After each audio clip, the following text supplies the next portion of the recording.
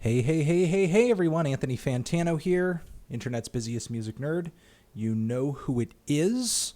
As some of you may know recently, some of the videos on this channel have been suffering from a bit of a video-audio sync issue. Hopefully, I made a few tweaks here, so that's all said and done with.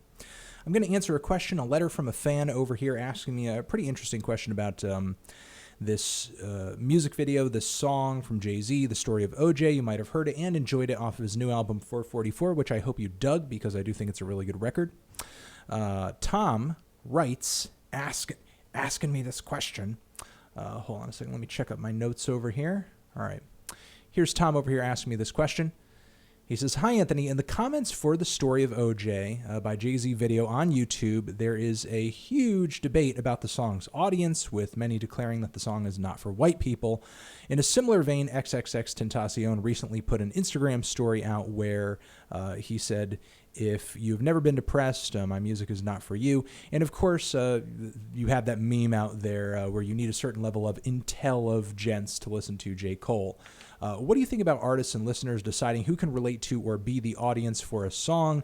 Is it an excuse for bad artistry to dismiss the haters out of annoyance of your favorite artist not being as popular as you think they deserve? As always, would love to hear your thoughts, Tommy."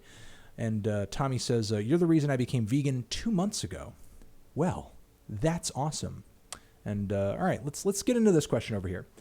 If I've learned anything from years of putting my opinion out there on the internet, it's that music fans don't like hearing opinions that challenge their own opinions, and they will do and say anything to make you look like somebody. Oh, you don't know about this song, you don't know about this album, you don't know about this band, you don't know about this genre, you just started listening to it. Nobody here wants to hear your opinion, blah blah blah blah blah. They'll do anything outside of actually engage with what you're saying to create some kind of diversion or delegitimize whatever opinion you're putting forward. They'll do and say anything. And obviously in this situation, they'll sort of try to draw racial lines between who the song is or isn't for, who can enjoy or who can even understand the song. My tiny white brain can't comprehend what JayZ is saying on The Story of OJ. It's just too hard. I just can't do it. I'm just too stupid. I'm just too dumb. But anyway, I digress. Listen, music fans who do this, they're wrong in every instance. And the thing is, I know there are some hip-hop fans out there that are like, oh, what? Oh, what? No. But the thing is, hip-hop fans are not unique in this. There are metal fans that do this, specifically like black metal fans that do this. There are punk fans that do this, that try to delegitimize the opinions of other people that say certain type of punk music is shitty or mediocre or whatever. That person, they're not a real punk. That band's not real punk. That band doesn't know shit about this. That band doesn't know shit about that. It's the same thing with electronic music too. Every scene within the music world that has like a bit of an underground, has an insular sort of sub-level of the culture, you're going to have people who are in that scene sort of trying to play police with who can listen to and who can enjoy or who truly understands what. And, not to completely disregard or shit all over these people, because honestly, a lot of them do have a lot of knowledge at their disposal. I just wish that they used it for good instead of trying to use it for, I'm going to push this person out of here, I'm going to push that person out of here, I'm going to push that person out of here. Because here's the thing that I think, unfortunately, some rap fans have not come to terms with. And, hip-hop fans who hate me and think I'm terrible, listen up, because I'm talking to you, dickhead. Here's the thing. Rap is on the world stage now, okay? It's not this obscure, underground piece of music or artistic culture that's only for one group of people. It's on the world stage. It's everywhere. It's omnipresent. You can't get away from it. It's all over the place. It's everywhere. And with widespread success comes widespread criticism. With widespread success, meaning you're getting people through the door, paying money for tickets, for albums, building up the scene and building up the culture because there's a profit there, there's infrastructure there, you have labels and people who print records, all sorts of people willing to invest in this sound, invest in these artists, invest in this culture, and bring it infrastructure because they know there's an audience there. You have all of that there because you're getting people through the door who might not have heard about it otherwise had it not been this huge cultural zeitgeist. So the fact that it is such a huge cultural zeitgeist, while it does bring people into the fold who you might see as outsiders, you do benefit from it. You benefit from it because it makes the culture larger, greater, more popular, more profitable, more interesting, more engaging, more versatile, more diverse. It keeps it growing. It keeps the artistry interesting because you have new people coming into the game all the time to try something new, bring a new sound, push the envelope forward. You benefit from it. If you guys had it your way, everybody would still be fucking wearing Timbs and listening to, whatever new rapper sounds like they were from Wu-Tang, when in fact they're not.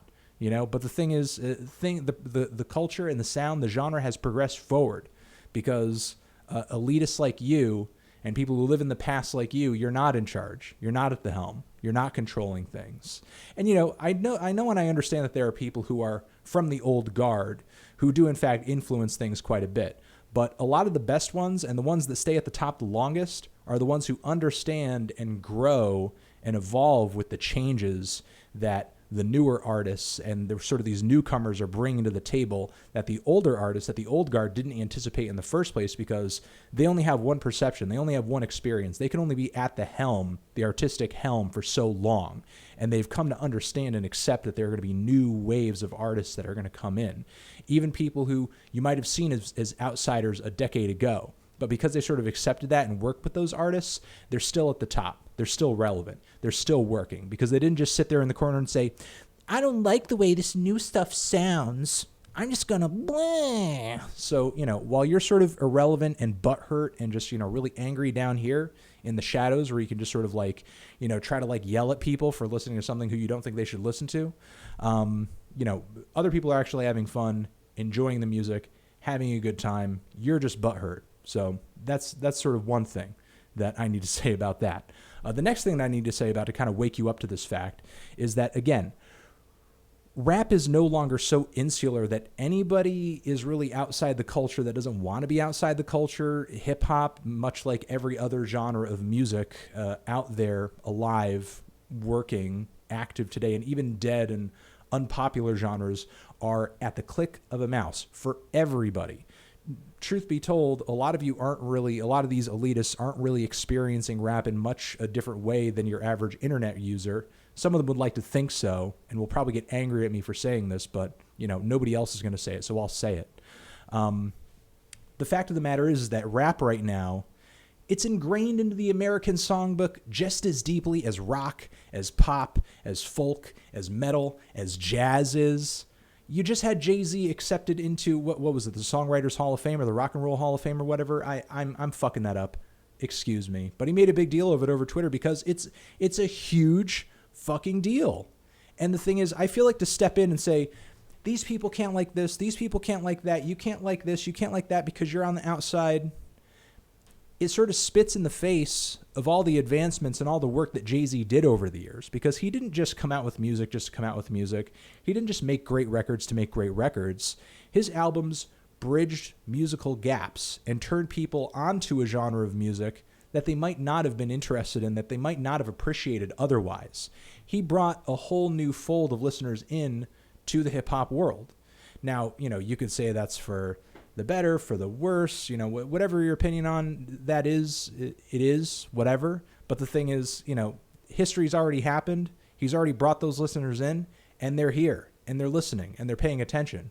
I guess my second point here that I would like to make, to sort of move beyond the fact that rap is so popular that you can't really control who is inside, outside, who's listening, who's not listening. You have no control. You have no influence over that anymore. You have no influence over who's commenting on it either. Sorry, it's true. Wake the fuck up. Moving beyond that, you don't pick your audience, honestly. I mean, as much as JayZ certainly tried to influence who was listening to his music, who his music reached, how accessible his music was to a wider audience outside of the hip-hop world, he ultimately had no control over that. He was shooting for that, but the audience could have easily rejected anything and everything that he was doing, it took the audience to accept what he was doing. And, you know, honestly, even if he wasn't shooting for that, which I'm sure sometimes he wasn't, you know, with the song Story of OJ, he certainly had an intended audience for the message of the song, for sure. But that doesn't mean people outside of that intended target audience can't listen to that track and appreciate it for what it is. So again, you don't pick your audience. Even if JayZ has a particular audience in mind, a particular target for the message he has in a track, he certainly has no control over who can listen to that song, who can nod in agreement with that song, who can disagree with that song, who can or can't have an opinion on it. He has no say or no control over it, no more than you do, and you're just some angry idiot butthurt on the internet in some YouTube comments about who likes or dislikes a song or whatever. And my third comment that I'd like to make over here is, for sure, people in hip-hop culture, people who find themselves sort of squandering their money in a really sort of ineffective manner, which JayZ sort of references on this track. You know, the one sort of weird bar and thing about this song that I will mention, I said in my review, is that weird stereotypical moment in the song where he talks about Jews owning everything, kind of weird, again, you know, very, again, very, very much a gross stereotype, you know, but still, he was trying to make a point and relay a message to members of the black community who he sees could be sort of investing and spending their money more, I guess, the word I'm looking for is,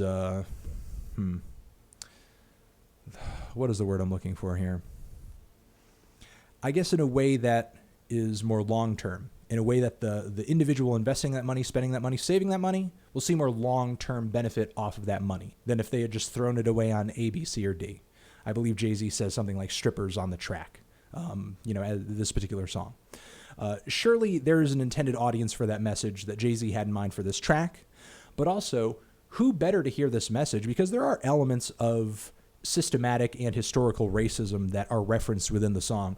Who better to hear this song? And I think this also sort of extends to XXXTentacion over here, even if he thinks, my songs are for depressed people. Even for people who aren't depressed, the point I'm trying to make here is, who better to hear these messages than people who haven't walked in the shoes of these artists? Who better to hear this message than people who haven't had these experiences? Because how else better to understand them?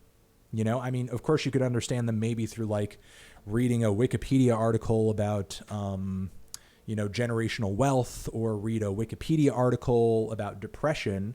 But that certainly doesn't relay onto you the emotional impact and significance of these things. You know, a piece of art, whether it be music, sculpture, literature, painting, whatever, can be inspiring, can be motivating, you know, can cause one to think sort of on a deeper emotional level about a certain topic than just like some turgid prose that's, you know, very simple and straightforward and in black and white over on a, you know, some encyclopedia website or something, you know. Again, I'll sort of finalize that point by saying, who better to hear this than somebody who hasn't walked in those shoes? Because, you know, I feel like all that can do is create, even if there are some people who disagree, even if there are some people who are ignorant, all that can do is, in the end, create a net positive, a net benefit of greater understanding across the board. So I'm going to leave it at that. Hopefully I've encouraged you guys to start an interesting discussion about this. But yes, generally this whole idea of trying to police who and can or can't participate or listen to a certain song, a genre, an artist, or a piece of music with a certain emotional tone to it, it's all bullshit. It's all stupid. It's all for naught. It's a fool's errand. And yeah, hopefully, you know, you guys get some discussion going about this. You know, listen, you don't have to agree with me.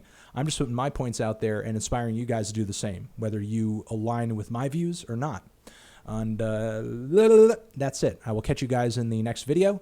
Here's another video next to my head over here that I think you should check out on this very channel. Actually, next to my head over here, it's the JayZ 444 review. Watch that shit. And you're the best. All right. Catch you in the next video.